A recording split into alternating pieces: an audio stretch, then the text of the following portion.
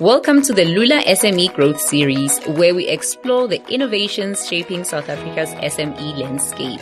I'm your host, Comfort Chabalala, and today we are diving into something that's quietly revolutionizing how small businesses handle their finances: embedded finance.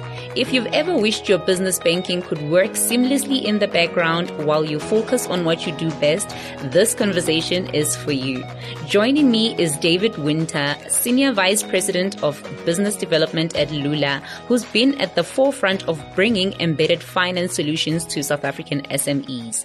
David, welcome to the show. Hi, Comfort. Thanks for having me. Let's start with the basics. When we say embedded finance, most business owners probably think of another complicated fintech term. Help me paint a picture. What does embedded finance look like for a small business owner in South Africa? Sure. So embedded finance refers to the ability to access financial services through a digital platform. So that can be a non-financial platform as well as a financial platform. And if you think about a business, particularly a small business, increasingly today, you're finding that these businesses are using digital tools to run their operations day to day. So that can be anything from collecting payments to running their accounting, it could be logistics, or any sort of business operation. And what we're finding is that there's an increasing occurrence where you can actually access financial products through those third-party platforms. So what's interesting about that is that the funding or the service you're accessing is often contextual. So what that means is that, let's say, for example, you are collecting payments and that digital platform can see that maybe you've got a cash flow crunch, or maybe it's an accounting software. They can immediately then offer you for example, a funding product at the point in which you actually need it. So that's what I mean by contextual. And then often you'll find that the service will be immediate, as in you'll get it quite quickly, and they're also really, really, really convenient. So that's the broad summary of what embedded finance is. And if I'm running a small retail shop in Soweto or a logistics company in the Western Cape, how would embedded finance change my daily operations compared to traditional banking? So, Comfort, what we're seeing is that increasingly, so if you think about your small shop or spaza in Soweto, increasingly we're seeing that these small businesses are using digital tools. So there's a big push with, for example, companies that offer value-added services, so the likes of Kazang or Flash or HelloPay or even Vodacom. If you go into one of these spaza shops, you'll see that they will accept cash, but often they'll have a device where you can also buy digital services. So it might be airtime or data or electricity, if you just want to do a top up. So what's happening is that these small shops can now actually run their businesses on these devices. So they can sell these additional products, these digital products, but they can also actually run their operations, so they can track their stock and track when they might need to restock. So what's happening is that we are gathering more data on how these businesses run. And with that data, we can then make other decisions around financial products that they might need. So if you're a spaza shop, you're finding that not only can you sell other products through these digital channels, but you're also then being offered financial service products through that same channel. So what's happening is it's easier for that spaza shop owner or manager, someone running the shop, to actually access these financial products, which in the past wouldn't have been the case. And your example about a logistics company, very similar. So like I said earlier, a logistics company might be using a software solution like an accounting package, like Xero. They, through Xero, one can see that maybe that they're struggling to collect on particular invoices. So customers are taking a bit longer to pay them.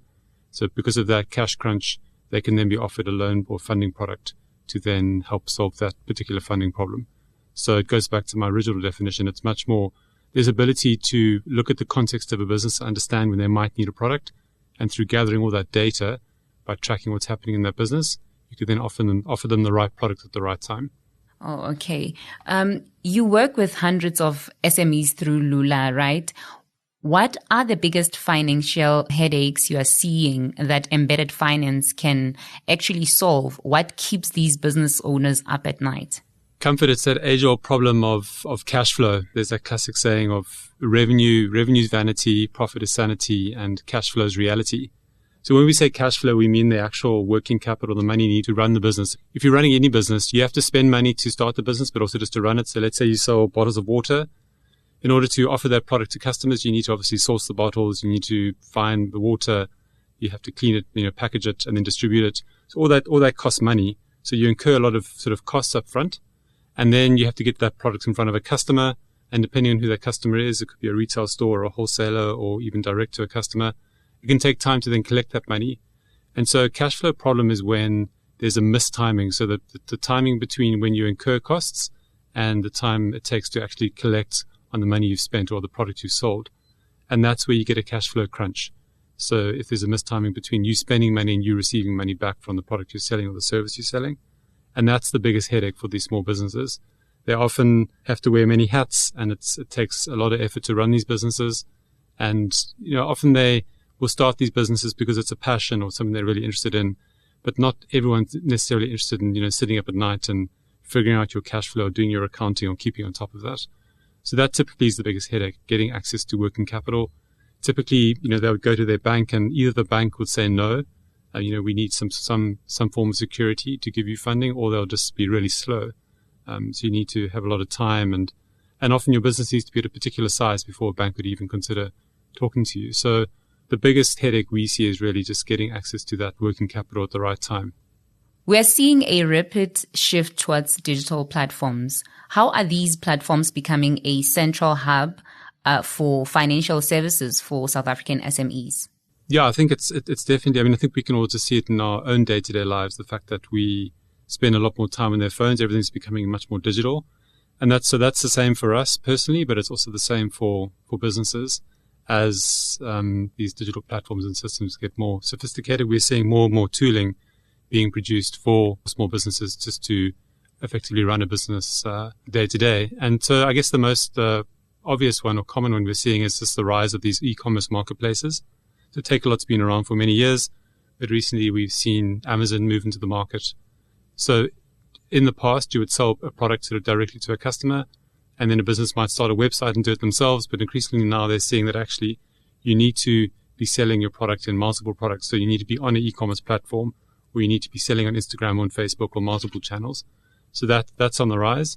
We're seeing systems like accounting software and packages, Sage and Xero, particularly Xero, becoming much more common. You wouldn't buy software and install it yourself and run it. You actually just do it all online in the cloud. And then very industry-specific tooling as well. And I think as markets and these digital tools grow into the future, we're going to see more and more specialization. So, I think that's a very clear trend that we're seeing. Is embedded finance signaling a significant shift away from traditional banking models for SMEs in South Africa?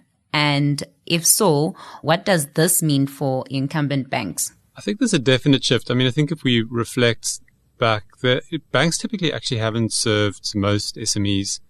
And we have millions of micro SMEs in this country and hundreds of thousands, if not a million, of sort of more sort of smaller, medium-sized businesses. And banks just really aren't set up to serve those customers because of their scale and their size. They really struggle to, first of all, understand what the funding needs of these small businesses are, the way they think about credit risk and managing risk. They're quite conservative. And then just also how they set up, the fact that they effectively brick and mortar businesses. It's taken them some time to really grow out their digital offerings. So the combination of all those characteristics, it's been quite hard for the big banks to really serve these small businesses effectively. I think lately we're seeing some quite bold moves by Capitec. They're starting to move into the space quite aggressively. And I think with their sort of very standardized offering, I think they're going to target sort of those micro businesses with a very kind of standardized offering, which they can do at scale. But I think for incumbent banks, it's quite a mindset shift just because of their size. First of all, you need to have a digital relationship with your customers. And what I mean by that is that you can have millions of customers, but if you only serve them either through an actual high street bank or maybe through a sort of face-to-face interaction, someone actually has to go into a bank if they want to get a product. If you don't have a very good digital relationship with them, you're going to struggle to serve them really quickly. And again, sort of contextually, I go back to that point of context. It's always important. And then speed and flexibility. It's going to be difficult to do that. So first of all, you need to have the channel and the relationship, the digital relationship. And then you need to have the right products. So banks, the incumbent banks don't necessarily have the right funding products or even banking products to serve customers effectively, contextually, and really sort of conveniently through those channels. So I think it's going to be quite hard, but not impossible for banks to make that shift. And what are the different models of collaboration we're seeing emerge between fintech platform providers and traditional banks in South Africa to deliver embedded finances? Locally in South Africa, there have been a few examples, but I mean, I guess if we look overseas to the US and Europe, they're generally always sort of 5 to 10 years ahead of us. There definitely is a trend where fintechs and platform providers are partnering up with banks and helping banks to solve this problem. And we're also seeing more progressive banking legislation around open banking. So I think what banks have here, the sort of advantage they have is that it's quite hard for a customer to provide their bank data to another third party, another sort of funding provider. You have to get bank statements and either download them or email off a PDF.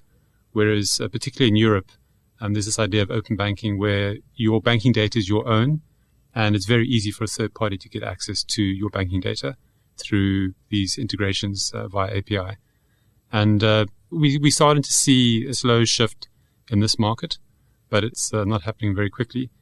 So in those markets where it's very easy to get hold of someone or access to someone's bank data, obviously with their permission, it's then easy for someone to then offer a product or a service to that small business owner. And if you think about that, the data in a business's bank account is really valuable because you can see exactly what money is going into that account, what costs they're incurring, how much money is left at the end of the month. And so you get a very healthy or rather accurate view of the cash flow of that business. So when you get that view, you can then make much more informed decisions about the level of funding or the amount of funding you can give that business. So that's what we're seeing in those markets. In South Africa, I mentioned we are seeing a very slow shift in that way, but it is still quite hard for a business owner to share their bank data and then for other parties to provide that data, or rather, to get access to that data to provide a product. But in terms of opportunities, there's definitely something there for banks to work with fintech providers. There are some examples where funding as a service, so that's where a bank might work with a fintech provider who has a funding product and they could offer to them as a service. So the bank would provide their balance sheet and the customers, and then the fintech provider would then offer the actual digital product and maybe even the operations to then offer those products on behalf of the bank. And that can be through various guises. It can be under the branding of the bank, so a white label solution, or it could be a co-brand where they use both brands, both the fintech brand and the actual bank brand combined to do that, or it could just be a pure referral model as well. In some cases, we're seeing examples of banks actually just building the technology themselves. I mentioned Capitec earlier. They definitely seem to be on a path where they want to build their own in-house products to help solve these problems for small businesses. And in some cases, you'll find that banks will actually just either buy a fintech or maybe invest in them and sort of align themselves strategically very closely with that fintech provider. And in that way, get access to the product and the technology as well. So there are many different ways to do it, but I think we're quite early on that sort of journey or development of that happening in South Africa. And can you just take us through on how embedded finance is contributing to financial inclusion for previously underserved small businesses in South Africa?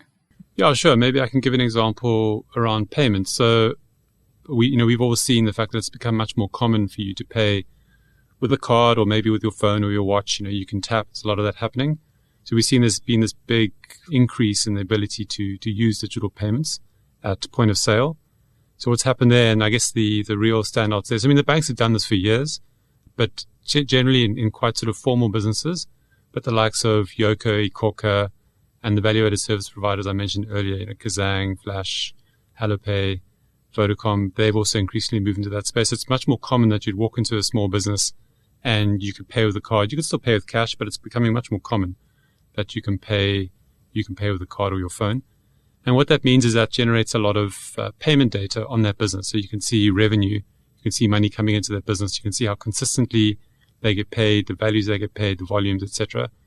And with that data, you can send that data to a fintech provider and they can pre-approve that business for funding before that business is even thinking about accessing funding.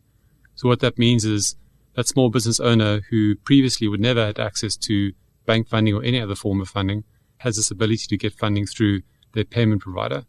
And what's great about that is that, it allows them to grow their business, plug a hole that previously they may have had to close their business down, but now they can get that funding, they can tie them over to the next time they get some money and help them grow their business. So that's definitely helped with financial inclusion, given more small business owners access to financial services that were previously only accessible to larger businesses.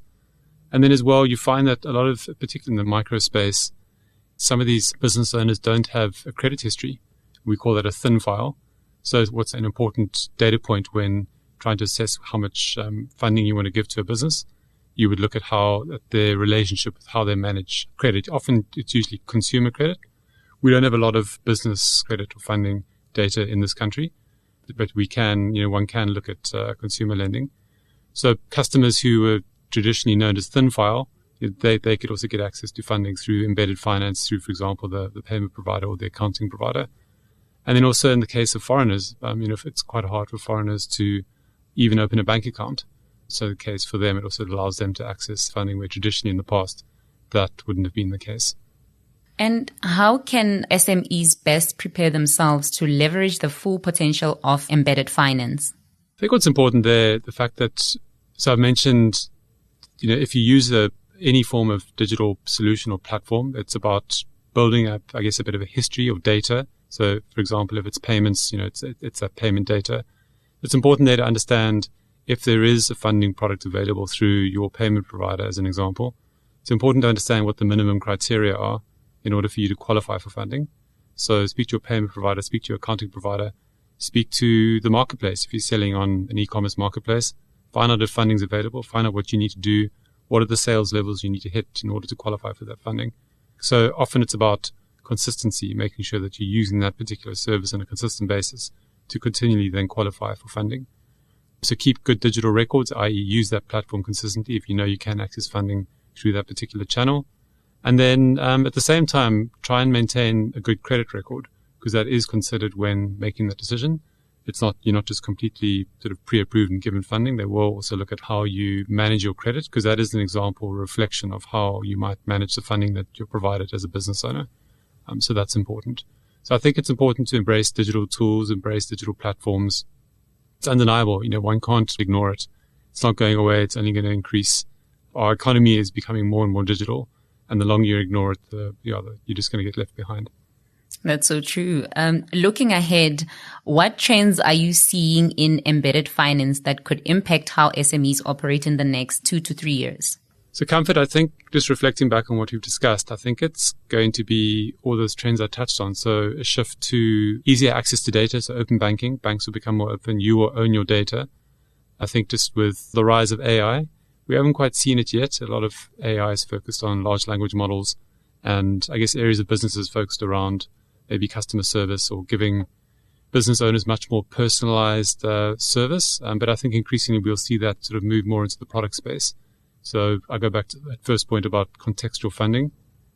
We'll have the ability to understand more about your business and provide you the funding at the exact point that you might need it. So I think, more data, more access to data, more, I guess, personalization and specialization of tools, not just for you as an individual, but also for your business. And then more specialization, I think, as more tooling's built. So I think we're seeing kind of the table stakes being rolled out. So the likes of e-commerce platforms, accounting, those are all the obvious ones. But those markets are also becoming more crowded. I mean, the South African market isn't very big. And so you do need to be a bit of a generalist, but I think we will see actual specialization in particular parts of a business. And for our listeners who are intrigued but don't know where to start, what's the first practical step that they should take this week to explore embedded finance for their businesses? I think start with the digital tools. So make sure that you are collecting payments either through a point-of-sale device or online through a payment gateway. Use the accounting tools that are online. Look for other tools that make sense for your business. I think that's the most practical starting point that you can get started on this week. Before we wrap up, if you could give our SME listeners one key insight about embedded finance and its potential for their business, what would it be? I think the ability just to, previously they might have thought that they couldn't access, in this case, funding. It really is possible. It doesn't take much. Just find out what those minimum criteria are from your, be it a payment provider or whoever you're working with, and focus on hitting that, and you'll get the funding you need. Brilliant. And for those who want to learn more about Lula's embedded finance solutions or explore what's the possibility for their business, how can they get in touch? You're welcome to email me. It's david@lulalend.coza or david@lula.coza. Yeah, happy to chat. David Winter from Lula, thank you for demystifying embedded finance and showing us how it's not just the future. It's available right now for South African SMEs ready to embrace it. Embedded finance isn't just about replacing what works in your business. It's about making everything work better. Sometimes the most powerful innovations are the ones that quietly solve problems in the background while you focus on growing your business. Thanks for joining us on another episode of the Lula SME Growth Series. Keep innovating, keep growing, and remember, your business deserves finance solutions that are fast forward thinking as you are.